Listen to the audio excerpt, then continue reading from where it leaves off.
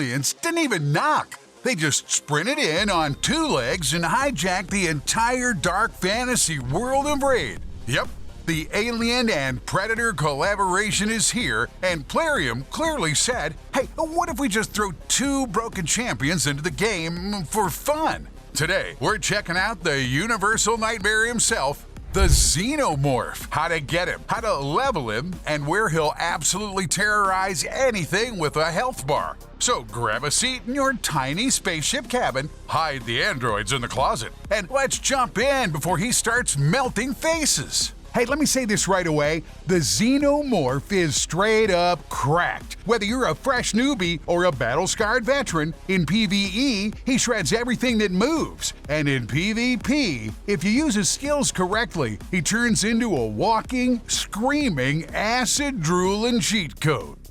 Anyone can get him, rookies, veterans, everyone. But what do you need first? Exactly. You need a Raid account, genius. If you haven't played in ages or you're brand new, check the description. There's a god tier link waiting for you. Register through it and you get two awesome champions for free, Rector, Drath, and Fane.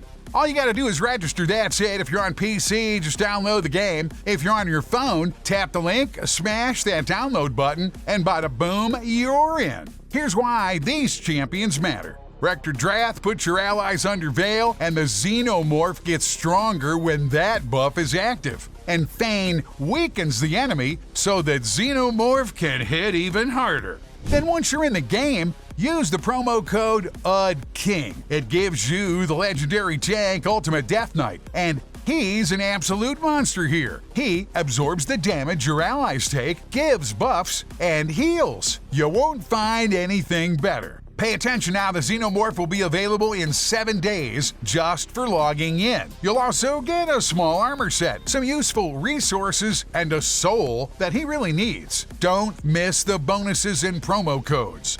Subscribe, and you'll always be the first to grab the rewards. You gotta get them when they're fresh. Alright, let's finally take a look at what skills they gave this dude. A1. Attacks an enemy and applies poison for 2 turns. If he crits, he drops 3 5% poisons instead. After the hit, he puts Veil on himself. Upgrading this skill gives him a plus 30% damage. A2. Before attacking the target, he stuns and infects it. That's the new debuff for 2 turns, Infection. If he attacks while under Veil, the debuff cannot be resisted. He also applies True Fear to the other enemies, and this too becomes irresistible while he's under Veil. Passively, if an enemy with infection dies, they revive. Upgrading this skill gives plus 30% damage and a reduced cooldown. A3 attacks an enemy twice, and the damage increases for each poison on the attack. After the attack, he puts Veil on himself. As usual, upgrading this skill gives plus 30% damage and a faster cooldown. Passive? When the Xenomorph takes a hit, he has a 25% chance to place poison on the attacker. If the enemy crits him, the debuff cannot be resisted. Also, the defense of any enemy that Xenomorph poisons is reduced by 20%, though it's still unclear whether this applies for everyone or only for him. We might have to just play it out. Upgrading this passive gives a plus 25% increased chance to apply the debuff. As for upgrading his skills, he needs very few tomes, only 10 in total, and the value is big, more damage and shorter cooldowns across his kit. Now let's take a look at a couple of mastery builds. The champion is already unusual enough on his own, but he still needs a few extra boosts. The first build is for PvE. He needs speed, accuracy for debuffs, and a bit of survivability. The second build is for PvP and looks like this. By the way, the masteries are similar to Kael's because they share the same class. Blessings. For PvE, use Cruelty. It reduces enemy defense and works great against bosses. The second option is Nature's Wrath, which gives extra damage, but it requires a high-level soul. For PvP, go with Lethal Dose. Considering how many poisons this champ applies in just 2 turns, this blessing becomes insanely strong. keep in mind that you can get a top-tier soul for free, so it's definitely worth investing into upgrading it. Relics. Preserved Aberration. The Xenomorph can stack up to 6 poisons per round, which gives you a total of 12% armor ignore. Arachnelixir. Perfect for his poisons. The bonus of plus 50% damage from attack really makes a difference. Irethi Coronet. It simply increases damage by up to 30% based on debuffs. It's a strong boost, but you need to use it correctly. So looky here now, equipping this champion isn't hard at all. His main stats are basically the same as other poison-focused champions. For debuffs, and for getting the boosts from relics, he needs accuracy. The higher the difficulty, the harder it is to land debuffs, and accuracy solves that. Speed should be at least 200, so he consistently gets 2 turns per round. Defense and HP are important for survivability, especially in PvP. For PvE, HP alone is usually enough. Critical Raid is also needed, so he reliably crits, and it works perfectly with the Arachnelixir Relic.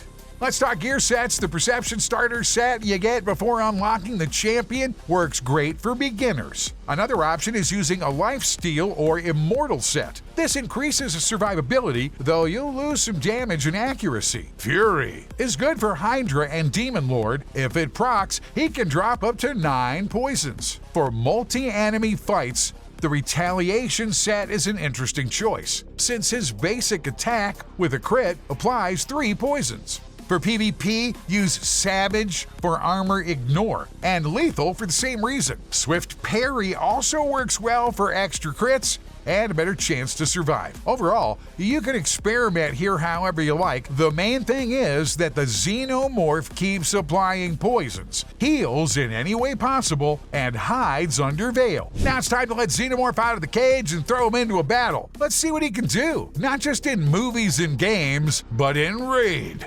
Campaign content is nothing for this champion. He destroys everything in sight. No commentary needed. It's pretty clear on the screen. All of his abilities work exactly as they should. In dungeons, where poisons are effective, he performs extremely well. On the mobs before the boss, he's kinda average. Not bad, but missing something. But once you reach the boss stages, everything works great. Against the Demon Lord, he's something else entirely. He stacks a huge amount of poison debuffs, deals increased damage, and keeps hiding under veil almost the whole time, barely taking any damage.